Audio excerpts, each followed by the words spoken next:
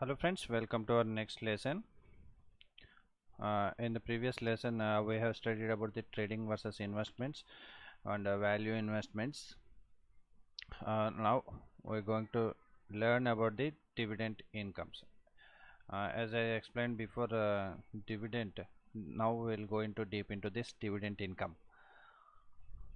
The main focus of this type of investment is to gain the profits on the dividends given by the company. What is a dividend? Dividends means if we invest in any company, like example TCS, as I mentioned, because I'm taking directly as a TCS as major times of the investments, because I trust that company very much. So don't consider it as a recommendation. It is one of my favorite company, and of course another I have many different favorite companies. I'm saying it is for ease. I'm saying taking TCS as an example. Okay, we'll go into the lessons now. Let's take example of TCS. Every year they're going to earn some profits, right? What the company will decide is that with the profits they earn, the board of directors may decide, or the board will sit in the annual general meeting, annual general board of directors meetings, and they may invest in the expansion of the company, or they may decide to give some share in the profits. They may want to split the profits, distribute the profits to the investors through dividends. That such incomes are known as dividends, and there are many investors in the market who invest in the companies who going to provide dividends mostly. We have different 6 types of dividends. Most important for us is cash dividends, bonus shares, or stock dividends. These three are very much important when compared to other types of dividends. Cash dividends are known as which is paid in the cash, means it is like they will announce some 10 rupees on a share, or some on a face value, or sometimes they will announce some on the face value of the stock, or some may announce on the directly the amount. Yes, cash dividends are paid in cash based on the number of stocks we hold in the demat account. Like if TCS is having you are holding some 100 shares, if they announce 10 rupees per share, we'll get 10 into 100, that means 1000 rupees as an dividend.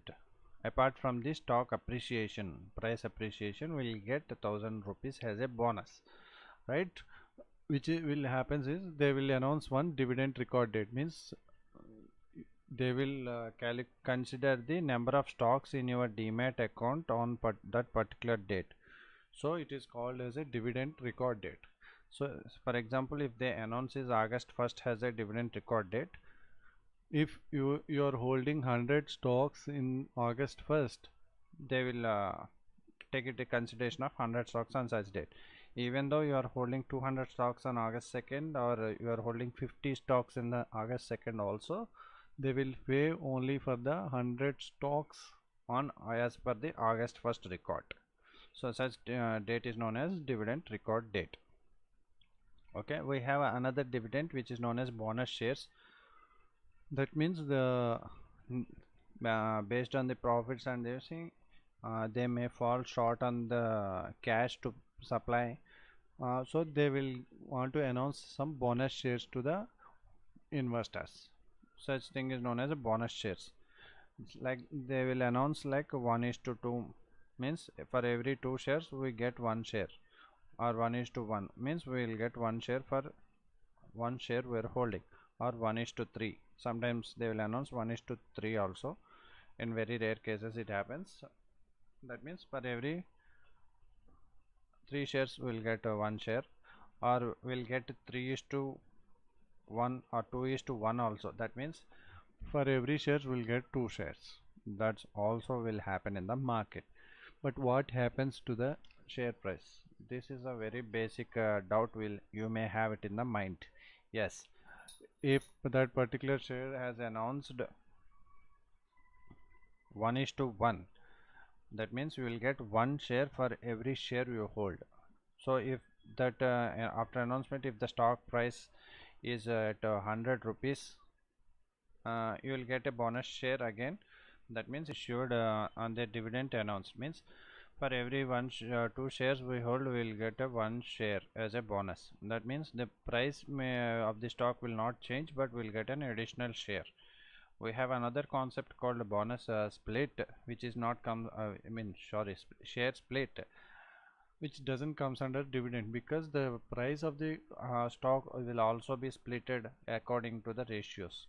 That is called as a stock split, which is very much different from the bonus shares. Bonus shares is like 1:1, means for every one share we hold at 100 rupees, we'll get another share for the same 100 rupees. The price will not change in this bonus share. This is a basic of the measure of the bonus share.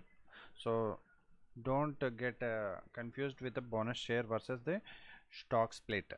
Stock split is very much different, where the face value of the stock is also been splitted.